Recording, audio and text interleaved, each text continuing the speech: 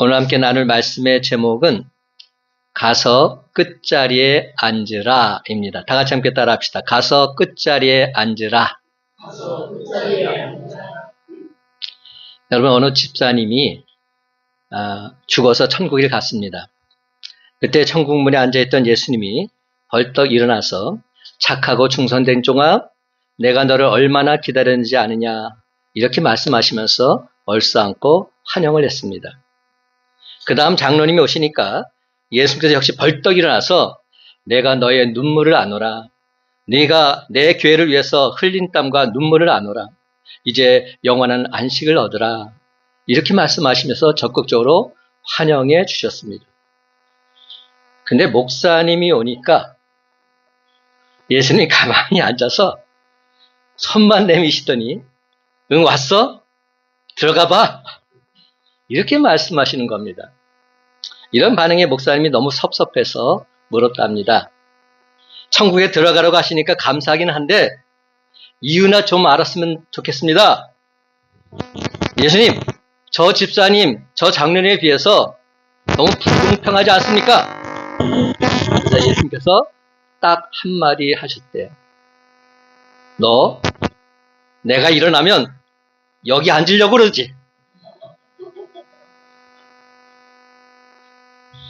유명한 예화입니다. 사랑하는 성도분, 세상 명예와 감투를 가장 좋아하는 사람들이 바로 그리스도인들이라고 하는 사실 여러분 알고 계십니까? 크리스천 신문들을 한번 보십시오. 저는 보는데요. 거기 보면 광고가 나오면 광고에 웬 그렇게 목사님들의 직함이 많이 나열되어 있는지. 그냥 이런 직함 저런 직함 가득가득 차 있습니다. 한마디로 그것을 보고 있자면 부끄러움 그 자체입니다. 웬 그리 감투들이 많은지. 교파와 교단을 초월해서 한국교회 이름 중에서 가장 많은 이름이 무엇인지 아십니까? 제1교회, 중앙교회. 이런 교회들이 참 많습니다. 그렇죠. 이름만 갖다 붙이면 교회명이 되는 겁니다. 예를 들면 풍동교도 마찬가지예요. 풍동 제1교회 이렇게 붙이면 되는 겁니다. 무슨 중앙교회, 풍동 중앙교회 이렇게 붙이면 되는 겁니다. 저마다 자기 교회가 중앙이고 자기 교회가 제1이다 이렇게 말하고 있는 것이죠. 이는 비단 교회 이름뿐만이 아닙니다. 사람들이 사진을 찍을 때도 이렇게 한번 잘 유심히 보십시오. 사이드보다는 센터에 줄을 서고자 합니다. 자기가 중앙에 있는 유명 인사와 더 가깝다 이런 것을 은근히 과시하려고 하는 것이죠. 교회마다 행사를 치를 때 보면 정말지 가관입니다. 저도 시찰장들하고 여러 가지 하면서 다른 교회 행사에 가봤는데 가보면요 이름이 딱 붙어 있어요. 여기에 누구를 앉혀야 되느냐 그게 딱딱 정해져 있습니다. 그러면서 누구를 과연 센터에 앉혀야 되느냐 이런 논란이 벌어지는 겁니다. 나이 순이냐 직책 순이냐 심지어는 목사 안수 순이냐. 저는 목사를 늦게 받았어요. 나이는 많아요. 근데 목사 안수를 하면 초끄라비에 앉아야 돼요. 그렇게 돼 있는 겁니다. 근데 과연 이런 모습들을 보면서 위에 계신 하나님 내려다보실 때 과연 뭐라 하실까 하는 겁니다. 한마디로 잘들 놀고 있네. 이렇게 말씀하지 않으실까요? 이는 전혀 하나님의 관심 바뀐 것입니다. 오늘 본문은 우리 신앙인의 삶이 어떠해야 함을 분명히 가르쳐주는 말씀입니다. 잔치집에 초대를 받은 손님들이 서로 높은 자리에 앉으려고 자리 다툼을 하는 것을 예수님께서 보시게 된 겁니다. 그 한심한 꼴을 보시고서는 예수님께서 뭐라 말씀하십니까? 차라리 가서 끝자리에 앉으라. 이렇게 말씀하십니다. 그렇습니다. 차라리 가서 끝자리에 앉으라 권고하십니다. 우리가 평생 동안 잊지 않고 간직해야 될 말씀입니다. 왜냐하면 이 교훈이 기독교 신앙의 가장 본질적인 가르침을 담고 있기 때문이지요.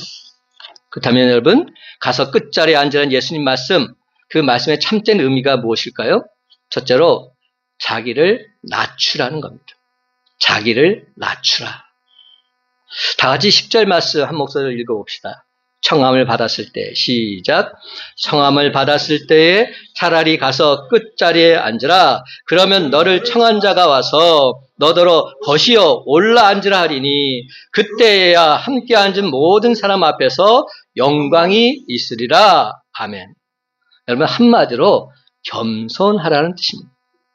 그래서 자기를 낮추는 것이 곧 신앙생활입니다. 세속적으로는 누구든지 높아지는 마음이 많지만 신앙생활은 믿음이 크면 클수록, 믿음이 신실하면 신실할수록 더욱 낮아지도록 힘써야 하는 것입니다. 저와 여러분이 반드시 기억해야 할 것은 우리들 속에는 누구든지 예외 없이 높아지고 인정받고 목에 힘을 주고자 하는 마음들 다 있다는 사실입니다. 소위 정치적인 욕망들이 다 잠재되어 있습니다. 여러분, 이 마음이 온전히 다스려지지 않을 때 우리는 진실을 듣지 못하고 진리에서 멀어지고 하나님에게서 멀어질 뿐만 아니라 사람과 사람 사이도 멀어질 수밖에 없습니다. 미국에 어떤 유명한 부흥사 목사님이 계셨어요. 그 목사님 마음 한구석에는 늘 항상 교만한 마음, 우쭐한 마음이 있었어요. 내가 그래도 권능 있고 능력 있는 말씀 그 누구보다 잘 전하지, 나보다 더 설교 잘하는 사람 있으면, 설교 잘하는 목사 있으면 어디 한번 나와봐. 이런 자신감이 있었습니다. 늘 이런 마음이 있다 보니까 사람들을 만나도 말씀이 너무 좋습니다. 말씀이 참 감동적입니다. 말씀에 은혜 많이 받았습니다. 이런 말만 듣고 싶어 했습니다. 어느 주일이었어요. 예배가 끝나고 밖에 나가서 성도들과 악수를 하는데 나가면 성도들이 그날도 한마디씩 합니다. 목사님, 오늘 말씀에 은혜 많이 받았습니다. 오늘 설교 너무 좋았습니다. 짱입니다.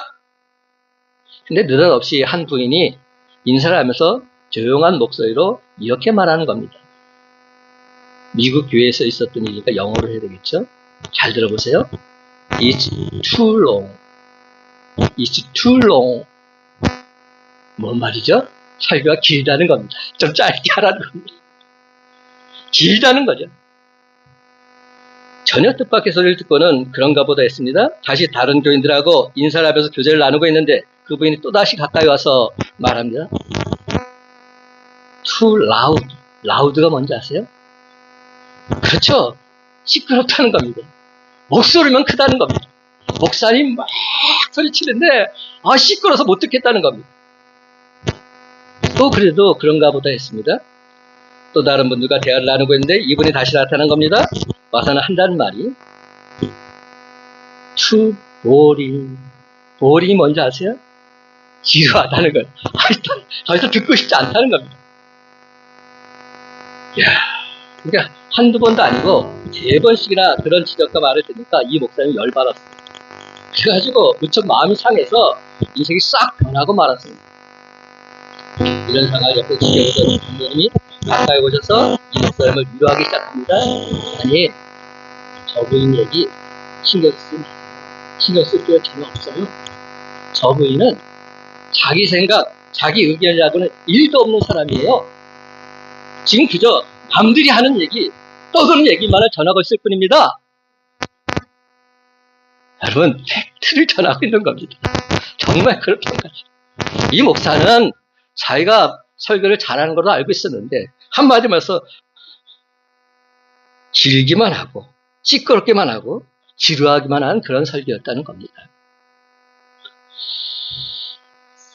사랑하는 여러분, 여기에 목사들만이 가지고 있는 착각이 있습니다. 목사들은 저마다 자기가 이 세상에서 가장 설교를 잘 하는 줄로 압니다.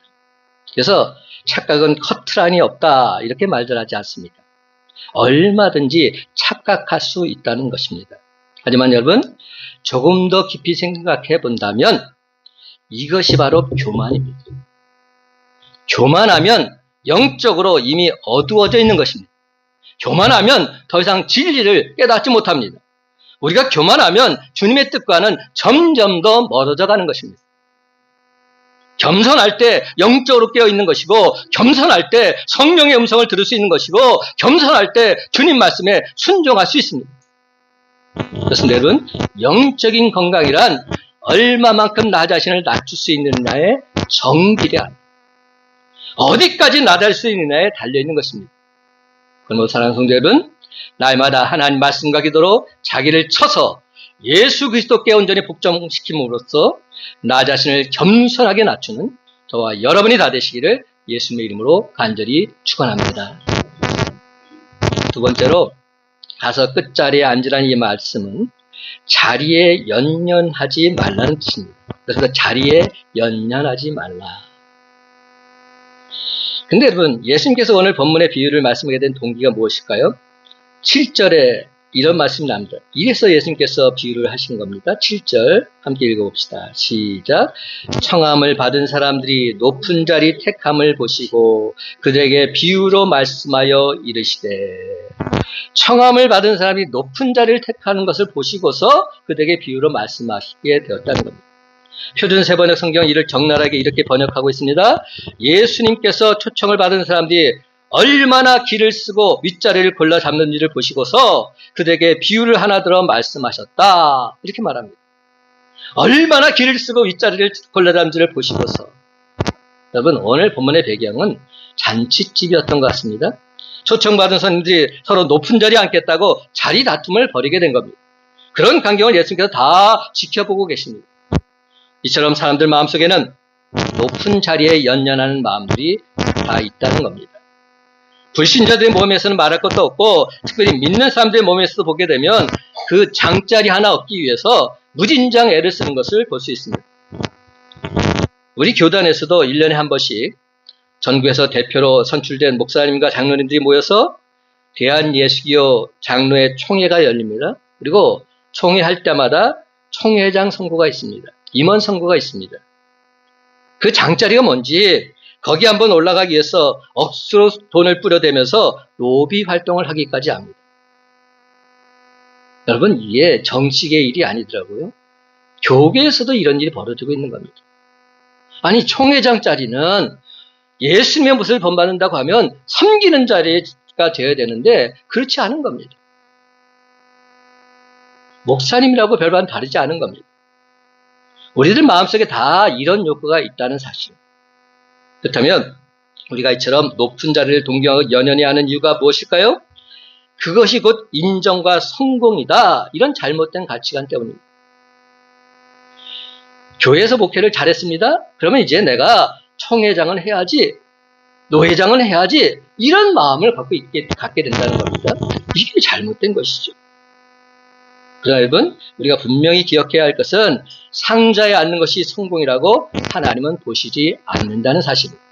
어떤 직책을 얻었다고 해서 성공했다 인정하시지 않는다는 것입니다. 그렇습니다, 여러분. 내가 얻은 그 자리가 섬김과 사명에 위한 자리가 아니라면 그것은 대단히 세속적인 것에 지나지 않습니다. 다시 한번 분명히 말씀드립니다. 내가 얻은 그 자리가 섬김과 사명을 위한 자리가 아니라면 그것은 대단히 세속적인 것입니다. 예수님께서 십자가를 앞에 두고 마침내 예루살렘에 올라가시게 되었습니다. 이때 느닷없이 야고보와 요한의 어머니가 예수님 앞에 나와서 청탁을 합니다. 예루살렘에 올라가시던 두 아들을 하나는 주의 우편에 하나는 주의 좌편에 앉게 해달라 부탁을 하고 있습니다.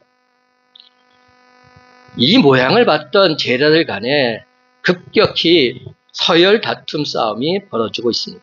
해프닝이 벌어지게 된 것이죠. 네가 크냐 네가 크냐 서로 자리 다툼을 하게 된 겁니다. 여러분, 예수님의 자리가 어떤 자리입니까? 예수님께서 나중에 어떻게 끝나고 계십니까? 예수님께서 가셨던 그 자리는 십자가의 자리였습니다. 십자가를 지시기 위해서 가신 자리였습니다. 그 십자가 오른편 자리, 왼편 자리는 누가 거기에 달려 있었습니까? 강도들이 달려 있었습니다. 강도의 자리였습니다. 그럴진데 자리에 연연하고 자리를 요구한다는 것은 대단히 영적으로 어두운 자세요. 우리 주님의 뜻과는 전혀 관계가 없는 것입니다. 사랑하는 성도 여러분, 예수님께서 공생의 가운데 단 한 번이라도 자리에 관한 말씀하신 적이 있을까요? 자리에 대해서 계획을 발표하신 적이 있을까요? 단 한 번도 없으십니다. 자리와 감투는 예수님의 관심 밖의 일이었습니다. 다만 제자들 마음속에 그런 욕구가 있었기에 예수님을 그렇게 바라보았을 뿐입니다. 그러므로 사랑하는 성도 여러분, 어느 시간 분명히 말씀드립니다. 예수님이 우리에게 허락하시고 주시는 자리가 있다면 그 자리는 십자가를 위한 것이 되어야 할 줄로 믿습니다. 십자가를 지는 자리가 되어야 됩니다. 섬김과 희생을 위한 자리가 되어야 한다는 것입니다. 섬김이나 희생과 관계없이 다른 것을 원한다면, 다른 것에 연연한다면 그것이 바로 세속적인 것이고 인간적인 것일 뿐 우리 주님과는 전혀 관계없는 것이기 때문입니다. 이제 우리 교회에서도 건강한 주님의 교회로 재도약하기 위해서 올해에는 항존직 일꾼들을 뽑게 될 것입니다. 안수 집사님과 권사님으로 세워진 모든 분들은 그 자리가 섬김을 받기 위한 자리가 아니라 섬기는 자리임을 명심하시기 바랍니다. 늘 항상 천재로 불리면서 높은 자리에까지 올라간 한 사람이 있었어요. 그의 인생은 언제나 오르막길이었고 마침내 그는 예일대학과 하버드대학의 교수가 되었습니다. 그가 집필한 수십 권 모두 다 베스트셀러가 되었고 그를 만나고 강의를 듣기 위해서 수많은 사람들이 몰려들었습니다. 그의 인생은 온통 높은 명예와 인기와 성공으로 장식되어졌지요. 근데 그러다 어느 날 그는 폭탄 선언을 합니다. 나는 이 교수직을 포기합니다. 이제 정박아 시설에 들어가서 새로운 인생을 시작하겠습니다. 모든 사람들이 깜짝 놀라서 그 이유를 이구동성으로 물었지요. 그의 대답은 이러했습니다. 중요한 말입니다. 나의 오르막길 인생에는 예수님이 보이지 않았습니다. 나의 오르막길 인생에는 예수님이 보이지 않았습니다. 이제 낮은 곳에서 예수님을 만나고 예수님과 더불어 살기를 원합니다. 그는 모든 명예와 인기를 뒤로한 채 토론토의 정신박약아 시설에 들어가서 장애인들을 돌보는 일을 하다가 하나님의 부르심을 받았습니다. 그가 바로 상처 입은 치유자의 저자인 헨리 나우엔입니다. 여러분, 헨리 나우엔의 책을 읽다 보면 너무나도 은혜스럽습니다. 정말로 경건에 이르는 삶이 어떤 삶인지 우리가 발견하게 되지요. 그는 말합니다. 인생의 오르막길에는 예수님이 보이지 않았습니다. 이 얼마나 중요한 간증인지 모릅니다. 남가주 사랑의 교회 현관 입구에는 이런 글이 쓰여져 있다고 해요. 영어로 말해드릴게요. To see his face kneel before Christ. 그럼 해석이 되시죠? 천천히 말했으니까. 여기서 his는 누구냐면 예수님을 말합니다. 예수님의 얼굴을 보기 위해서는 kneel before Christ. 예수님 앞에 무릎을 꿇어놔요. 이런 말입니다. 예수님의 얼굴을 보고 싶으십니까? 그러면 무릎을 꿇어 보십시오. 사랑하는 성도 여러분, 우리가 왜 예수님의 얼굴을 볼 수 없을까요? 우리가 겸손하게 무릎을 꿇지 않기 때문은 아닐까요? 아닌 척해도 끝자리보다는 상성만을 좋아하고 있기 때문은 아닐까요? 그렇다면 여러분, 이제 한번 끝자리로 내려가서 앉아보시기 바랍니다. 그러면 전에 보이지 않던 예수님의 얼굴이 새롭게 보이게 될 줄로 믿습니다. 그렇습니다. 무릎만 꿇으면 우리는 얼마든지 예수님을 만날 수 있습니다. 그렇습니다, 여러분. 자리에 연연하는 삶, 높아지기를 원하는 삶, 권력과 명예를 동경하는 삶, 제 아무리 기독교적인 언어와 명부로 포장되어 있다 해도 그곳에 우리 주님이 함께하지 않으십니다. 도리어 우리 주님을 구체적으로 만나는 길은 예수님께서 가신 그 길, 즉 희생의 길이요, 섬김의 길이요, 낮아지는 길이요, 나눔의 길이요, 십자가를 지는 길인 줄 믿으시기 바랍니다.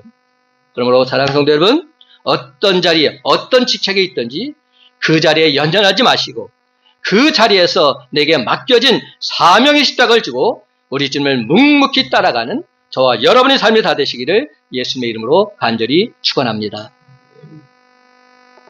세 번째로 끝자리에는 분명한 약속이 담겨 있습니다. 끝자리에 앉으라고 주님께서 말씀하셨을 때는 약속이 있다는 겁니다. 어떤 약속인지 우리가 좀 살펴보길 원합니다. 11절 말씀 다 같이 함께 읽어봅시다. 무릇 시작. 무릇 자기를 높이는 자는 낮아지고 자기를 낮추는 자는 높아지리라. 아멘. 우리가 너무 잘 아는 말씀이죠. 자기를 높이는 자는 낮아지고 자기를 낮추는 자는 높아지리라. 어떤 약속입니까? 끝자리를 차지하는 자가 결국 높아지겠다 하는 약속입니다. 여러분, 이것이 바로 영적인 원리요, 우리 주님께서 역사하시는 길인 줄 믿으시기 바랍니다.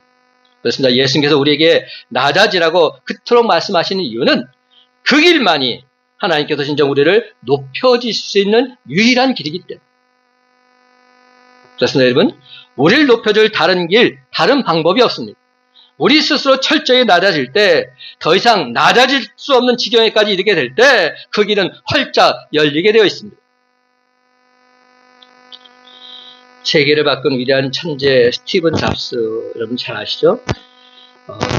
청바지에다가 아먼 머플러 티만 입고 그렇게 살았던 사람. 근데 차도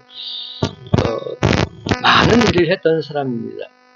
그가 사망했을 때 그의 명연설이 다시금 크게 회자된 적이 있어요.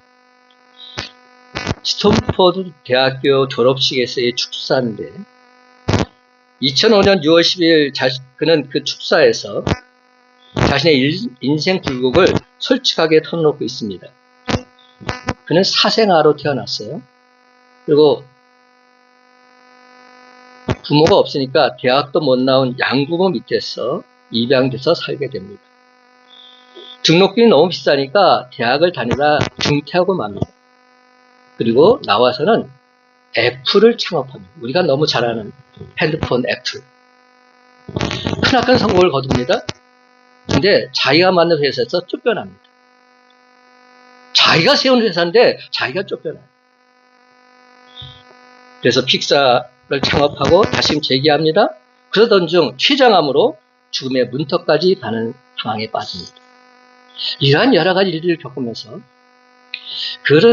자기의 삶을 통해서 졸업하는 대학생들한테 말을 전해주고 있는 겁니다.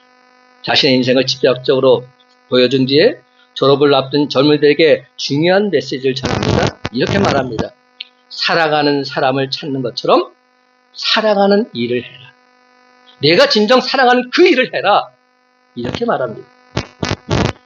그래서 그는 대학을 중퇴하지 않았더라면 꿋꿋이 수업을 청강하지 않았을 것입니다. 오늘날의 컴퓨터는 아름다운 타이포그래피, 즉 서체를 지원하지 않았을지도 모른다 말합니다. 그가 대학교를 중퇴했기 때문에 꿋꿋이 수업을 하는 청강을 들어가게 되었고 그것을 청강을 들어가다 보니까 컴퓨터에서 이것을 하면 얼마나 좋을까? 이런 글씨체를 다양하게 만들면 얼마나 좋을까? 이것을 발견하게 되었다는 겁니다. 또 애플에서 쫓겨난 것은 자기 인생에 있어서 최고의 사건이었다고 말합니다. 모든 것이 불확실한 초심자의 가벼운 마음으로 다시 돌아갈 수 있었고 그 덕분에 자기 인생에서 가장 창의적인 시기의 막을 다시금 열 수 있었다. 그는 고백합니다. 그의 연설문 중 일부입니다. 여러분의 시간은 한정되어 있습니다. 그러므로 다른 사람의 삶을 사느라고 시간을 허비하지 마십시오. 다른 사람들이 생각한 결과에 맞춰 사는 함정에 빠지지 마십시오. 다른 사람들의 견해가 여러분 자신의 내면의 목소리를 가리는 소음이 되게 하지 마십시오. 가장 중요한 것은 당신의 마음과 직관을 따라가는 용기를 가지라는 것입니다. 당신이 진정으로 되고자 하는 것이 무엇인지 마음은 이미 다 알고 있을 것입니다. 다른 모든 것들은 부차적인 것들입니다. 그래서 마지막 이렇게 결론을 내립니다. 늘 갈망하고 우직하게 나아가십시오. 늘 갈망하고 우직하게 나아가라. 여러분 영어로 이렇게 표현되어 있더라고요. Stay hungry, stay foolish. 저는 이 단어를 보고 좀 의아했어요. hungry란 말은 우리가 생각할 때 좋은 뜻으로 쓰지를 않습니다. 배고플 때 쓰는 말이잖아요. 나 배고프다. Stay hungry. 늘 배고프라는 겁니다. 이 이야기를 듣다 보니까 히딩크 말이 떠올라요. 히딩크 감독이 뭐라고 그랬죠?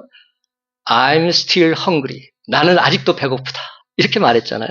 그러니까 좋은 의미의 헝그리인 겁니다. 계속적으로 갈망하고 또 갈망하는 삶을 살라는 겁니다. 어떻게? Stay foolish. 어리석을 정도로 남들이 다 어리석다고 말할 정도로 그 일을 해가고 또 해나가라는 겁니다. 그런 분명히 놀라운 일들을 발견하게 될 것이다. 이런 얘기입니다. 사랑하는 성도 여러분, 저는 솔직히 스티븐 잡스에 대해서는 잘 알지 못합니다. 하지만 그는 철저히 낮아진 자리에서 최선을 다해서 최상의 것을 만들어서 온 인류에게 커다란 유익을 가져다 주는 사람이면은 틀림이 없습니다. 그러하기에 수많은 사람들은 진정 그의 죽음을 애도하고 추모했던 것 아니겠습니까?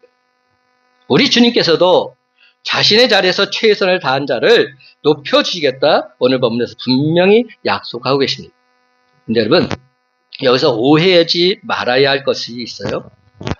성경은 높아지는 것 자체가 잘못되었다 말씀하지 않으신다는 겁니다. 무조건 낮아지라 이게 아닙니다. 높아지라는 겁니다. 높아져서 겸손하라는 겁니다. 이게 핵심입니다.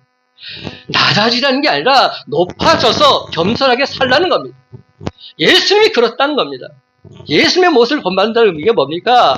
가장 높으신 분이 가장 낮아지는 삶을 살았기에 그것이 겸손의 복원이 아닙니다. 높아지는 것, 이 자체가 성경은 잘못되었다 말씀하지 않으십니다. 오히려 하나님의 은혜로 높아지는 것은 하나님의 크신 은혜요 축복임을 말씀하고 있습니다. 예수님을 보시기 바랍니다. 빌립보서 2장 5절부터 11절 말씀을 보게 되면 예수님께서도 스스로 종의 형체를 입고 이 세상에 오셔서 죽기까지 낮아지셨습니다. 근데 그 뒤에 말이 저는 은혜가 돼요. 빌립보서 2장 9절과 10절과 11절 말씀 제가 한번 읽어볼게요. 제가 말씀을 준비하다가 이 말씀이 너무나 강하게 다가왔어요. 우리가 5절, 6절, 7절, 8절 말씀은 잘 읽는데 그 뒤에 말씀은 그냥 넘어가요. 제가 9절부터 10절, 11절 읽어보겠습니다. 이러므로 하나님이 그를 지극히 높여 모든 이름 위에 뛰어난 이름을 주사 하늘에 있는 자들과 땅에 있는 자들과 땅 아래에 있는 자들로 모든 무릎을 예수 이름에 꿇게 하시고 모든 입으로 예수 그리스도를 주라 시인하여 하나님 아버지께 영광을 돌리게 하셨느니라. 여러분, 예수님이 낮아지시만 우리가 생각할 것이 아니라 예수님이 낮아지셨을 때 하나님께서 그를 들어서 어떻게 하셨는가? 이것이 더 중요합니다. 이러므로 하나님이 그를 지극히 높여 모든 이름에 뛰어난 이름을 주사 하늘에 있는 자들과 땅에 있는 자들과 땅 아래 있는 자들과 모든 무릎을 예수의 이름에 꿇게 하시고 모든 입으로 예수 그리스도를 주라 시인하여 하나님 아버지께 영광을 돌리게 하셨느니라. 아멘입니다. 그래서 하나님께서 예수 그리스도를 최고의 명예, 최고의 권세, 최고의 영광으로 옷 입혀 주신 것입니다. 그래서 자신을 낮추고 겸손해질 때 하나님께서 그를 높여주십니다. 하지만 우리가 스스로 높아지려고 하면 우리를 제치시고 낮추시는 분이 우리가 믿는 하나님이십니다. 사울왕을 보시기 바랍니다. 그가 겸손할 때 가장 작은 지파인 베냐민 지파였음에도 이스라엘의 초대 왕으로 아주 귀하게 쓰임받을 수 있었습니다. 하지만 갈멜산에 스스로 자기 기념비를 세우고는 제사장직을 월권하면서 교만하게 행할 때 그는 아주 비참하게 버림받게 되었던 것입니다. 제가 좀 이제 영어 얘기를 좀 했으니까 이번엔 이제 한자 얘기를 좀 해볼게요. 한문 가운데 그 전복자를 아세요? 전복자? 제 또래는 다 아실 텐데 전복자. 그 전복자를 생각해 보면 아주 재미있습니다. 자기를 높여서 한 일자를 그 전복자 위에다 올려놓으면 아래 하자가 됩니다. 자신을 높이면 낮아진다는 뜻이에요. 반대로 한 일자를 그 전복자 밑에다 놓으면 무슨 자가 됩니까? 위상자가 됩니다. 자신을 낮추면 높아진다는 뜻입니다. 사랑하는 성도 여러분, 하나님의 원리가 이와 마찬가지입니다. 야고보서 4장 10절에서는 주 앞에서 낮추라 그리하면 주께서 너희를 높이시리라 분명히 말씀합니다. 주님 앞에서 나를 낮추게 되면 주님께서 나를 높여주신다는 겁니다. 내가 더 힘을 가져야 하고 내가 더 큰 소리를 쳐야 하고 내가 더 큰 영광을 얻으려고 한다면 하나님께서 어찌 그를 통해서 일하실 수 있단 말입니까? 그것은 다만 세속적인 욕심과 욕망에 불과할 것입니다. 그러면 여러분, 우리는 예수 그리스도를 본받아서 늘 언제나 겸손 또 겸손해야 합니다. 그것이 곧 내가 높아지고 내가 복을 받는 참된 비결이기 때문에 예수 그리스도는 하나님 나라의 왕이십니다. 예수 그리스도는 온 우주의 왕이십니다. 세상 만물을 주관하고 다스리시는 분이십니다. 예수 그리스도는 세상의 그 어떤 위대한 왕과도 비교조차 안 되는 왕 중의 왕이십니다. 킹 오브 킹. 그래서 예수님 그분에게는 강력한 권세가 있습니다. 예수님 그분에게는 세상 그 누구도 따라갈 수 없는 높은 지위와 보좌가 있습니다. 예수님에게는 그 누구도 빼앗을 수 없는 큰 나라가 있습니다. 하나님 나라가 있습니다. 예수는 완벽한 왕이십니다. 위대한 왕이십니다. 그런데 그런 분이 예루살렘에 입성하실 때 어린 나귀를 타고 계십니다. 왜 예수님께서 어린 나귀를 타셨을까요? 예수님께서는 당신이 이 땅에 오신 목적 이렇게 말씀하십니다. 제가 오늘 예배 시작할 때 읽었던 말씀 마가오 10장 45절 인자가 온 것은 섬김을 받으려 함이 아니라 도리어 섬기려 하고 자기 목숨을 많은 사람의 대속물로 주려 합니다. 예수님께서 이 땅에 오신 목적을 분명히 말씀합니다. 나는 섬김을 받으려 온 것이 아니라 섬기려 왔다. 내 목숨을 많은 사람의 대속물로 주기 위해 왔다. 저들을 구원하기 위해서 왔다. 이 말씀을 하고 계신 겁니다. 그는 지극히 겸손한 분이십니다. 예수는 왕은 왕이신데 누구나 가까이 할 수 있는 누구나 은혜를 받으시는 겸손한 왕이십니다. 죄인이든 병든 자든 버림받은 사람이든 가난한 사람이든 어린아이에서 노인에 이르기까지 그 누구도 예수님을 가까이 할 수 있습니다. 그렇다면 진정한 겸손은 도대체 무엇일까요? 어떤 이는 겸손을 자기 비하, 비굴 이런 정도로 오해를 합니다. 하지만 여러분 겸손은 무조건 자기를 낮추는 게 아닙니다. 겸손의 전제 조건은 내가 먼저 높아져 있어야 합니다. 분명히 말씀드릴게요. 겸손의 전제 조건은 내가 먼저 높아져 있어야 합니다. 그런데 여러분 본래부터 낮은 사람은 겸손해질 수 없습니다. 거지가 부자 앞에서 동냥을 하면서 굽신거리는 것 이건 겸손이 아닙니다. 굽실거려야 상대방의 동정심을 유발해서 얻을 수 있기 때문에 그래서 굽실거리는 거죠. 이건 겸손하다고 말하지 않습니다. 말단 사원이 사장 앞에서 허리를 굽히는 것 겸손이 아닙니다. 힘이 없는 사람이 주먹이 센 조폭 앞에서 납작 엎드리는 것 절대로 겸손이 아니죠. 그러나 부유한 자가 가난한 자를 불쌍히 여겨서 그의 손을 잡아주는 것 이것은 겸손입니다. 사장이 말단 사원의 말을 귀 기울여 들어주면서 그를 인격적으로 대해주는 것 이것은 겸손입니다. 힘이 센 사람이 자기보다 약한 사람을 깔보지 않고 한 대 맞고도 참아주는 것 이것이 바로 겸손인 것이죠. 사랑하는 성도들은 예수님이 바로 그런 모습을 보이셨다는 겁니다. 예수님께서 군병들에게 체포된 것은 힘이 없어서가 아닙니다. 성경은 이렇게 표현하고 있어요. 마음만 먹으면 12영도 더 되는 천군 천사를 당장 불러오실 수 있다. 그런 분이 예수님이십니다. 그럼에도 불구하고 그런 능력 사용하지 않으셨습니다. 힘이 없는 것처럼 잡혀주셨습니다. 이것이 바로 우리 주님의 겸손입니다. 예수님께서 당장이라도 십자가에 달리셨다가 내려올 수도 있었습니다. 많은 사람들이 비하는 거죠. 십자가에서 내려와라. 네가 하나님의 아들이라고 너 내려와라. 예수님께서 못 내려오셨겠습니까? 내려오실 수 있습니다. 그럼에도 불구하고 그대로 고통스럽게 십자가에 달리신 것은 우리의 고통을 온전히 담당하시기 위해서였습니다. 저와 여러분의 죄를 담당하시기 위해서 십자가에서 보혈을 흘려주셔야만 우리를 구원할 수 있기에 그래서 주님께서 십자가에 달려 계셨던 겁니다. 이게 진짜 겸손입니다. 성경을 계속 읽다 보면 하나님이 가장 싫어하는 사람, 교만한 사람임을 분명히 알 수 있습니다. 하나님께서 다른 것은 다 용납을 하시는데 거짓말하는 것도 다 용서하고 하는데 이 교만하게 행동하는 것은 가만히 두질 않으시더라고요. 반드시 벌을 내리시더라고요. 교만이라는 말을 풀어보면 위로 자신을 드러내 보인다 이런 뜻이 담겨 있습니다. 위로 자신을 드러내 보인다. 다른 사람보다 더 높이 자기의 머리를 쳐드는 모양을 교만하다 말하는 것이죠. 그렇습니다, 여러분. 하나님께서 가장 미워하시는 것은 바로 교만입니다. 하나님은 교만한 자 그냥 그대로 내버려 두지 않으십니다. 왜냐하면 교만은 사탄 마귀의 영이기 때문에, 사탄 마귀의 영성이기 때문에 그것을 그냥 그대로 내버려서는 안 되기 때문에, 그러므로 성도는 예수 그리스도의 영성인 겸손을 소유해야 할 줄로 믿습니다.